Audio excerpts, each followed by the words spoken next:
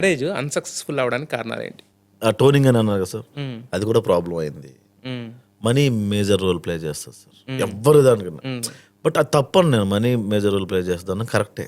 హ్మ్. డబ్బులు లేకపోతే భోజనం ఎలా సార్, తెల్లని ఎన్ని రోజులలో పస్తుంచుతాం, హ్మ్. ఎక్స్ట్రా యాక్టివిటీస్ పెరుగుతాయి, హ్మ్. ఇవన్నీ వస్తాయి సార్. హ్మ్. అంటే ప్రేమించేటప్పుడు ఇవన్నీ ఉండవు కదా? ప్రేమించేటప్పుడు సార్ అదే అంటున్నాను సార్, మంచం దిగిన తర్వాత కాళ్ళ నొప్పులు తెలుస్తాయి సార్, హ్మ్.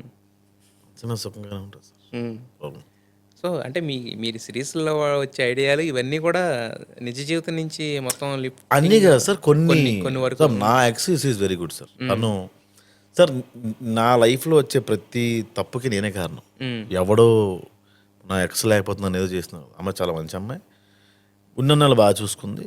అమ్మాయి ఒక స్టేజ్లో వెక్స్ అయిపోయింది, నేను ఒక స్టేజ్లో వెక్స్ అయిపోయాను. బట్ ఇప్పుడు చాలా బాగా మాట్లాడుకుంటాం సార్, ఇప్పటికీ ఫోన్ చేసి ఇప్పటికి ఇప్పుడు ఫోన్ ఫోన్ చేసి చేసి మాట్లాడుకుంటాం. మాట్లాడుకుంటారు. ఓకే. మరి నెక్స్ట్ మరి వేరే ఆలోచనలు ఏం లేవా మీకు? మళ్ళీ అంటే ఇప్పుడు మనం సంపాదించుకుంటా వెళ్ళటానికి వీటికి లేకపోతే పేరు రావడానికి అంతు ఉండదు.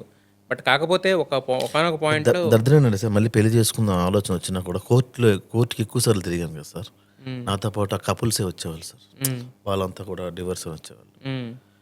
అరే ప్రపంచం అంతా అదే కాదు కదా సార్, మీరు ప్రసాద్ గారు. చూసిందే ప్రపంచం తారక్, హ్మ్. మీరు చూసిందే ప్రపంచం. ఎప్పుడైనా స్విట్జర్లాండ్ వెళ్ళారా? వెళ్ళా.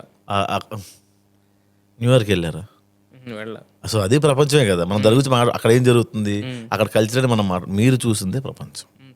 మీరు చూసిందే ప్రపంచం. కాకపోతే ఏంటంటే నడవాలి, ఈ సృష్టి నడవాలంటే గనక ఏంటంటే ఈ పెళ్ళి, తర్వాత ఒక జనరేషన్ ఇదంతా ఉండాలి గదా! అందరూ అలా లేకుండా ఉంటే నెక్స్ట్ ఇంకేం ఉండదు గదా ఇంకా. అందరూ ఉండరు కదా, కొందరు ఉన్నారు కదా. మరి మనం చూసిందే ప్రపంచం అని మీరే అంటున్నారు గదా! నేననేది. మీ మీ మీ లైఫ్‌లో అయితే జరగాల్సింది జరుగుద్ది.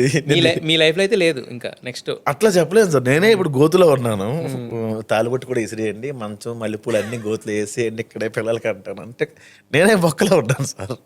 ఇంక బొక్కలో తాలిబొట్టు అంటే అలాగా కష్టం కదా సార్. మరి మీ ప్రకారం అంటే మీరు చూసిన మీ జర్నీ గాని ఇదంతా ప్రకారం పెళ్లనేది ఎప్పుడు చేసుకోవాలి సార్ లైఫ్‌లో?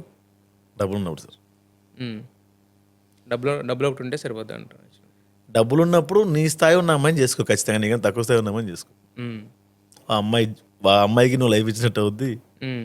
ఆ అమ్మాయి కూడా పెద్ద పెద్ద ఇంతకన్నా వీడికి ₹1,00,00,000 ఉందా, నేను 5,00,00,000 పడితే వెళ్ళిపోవడం ఉండదు, ఆ అమ్మాయికి ఉండదు. హ్మ్. డబ్బులు ఉన్నప్పుడు చేసుకో. డబ్బులు లేకపోతే సొంత తల్లిదండ్రులైనా ఇంకెప్పుడు ఉద్యోగం చేస్తారో అని తిడతారు. హ్మ్. డబ్బులు ఉండాలి సార్, డబ్బులుండాలి. డబ్బులు ఉండాలి. యాహ్! అయితే మీరు ప్రేమలో గెలిచారు, ఓడిపోయారు కూడా. ఓడిపోయింది సార్. ఓడిపోయారు, గెలిచారు కూడా. సో, 2 అంటే ప్రేమ అనే దాన్ని ఏ టు జెడ్ చూసారు కాబట్టి, మీ డెఫినిషన్ ఏంటి ప్రేమకి? సార్ ఎట్లా చెప్పాలి, నేను అది లవ్ అనేది బూత్ సార్, నాకు తెలిసి చాలా అబద్ధం. హ్మ్. అంటే? లవ్ ఇస్ ఎటర్నల్ అంటే అలా అట్లా చెప్పను నేను. హ్మ్. ఈ రోజుల్లో రేపు ఉండదు, హ్మ్. అది చెప్తే ఎవరికి నచ్చదు, అందుకే ఆరెంజ్ ఫ్లాప్ అయింది. హ్మ్.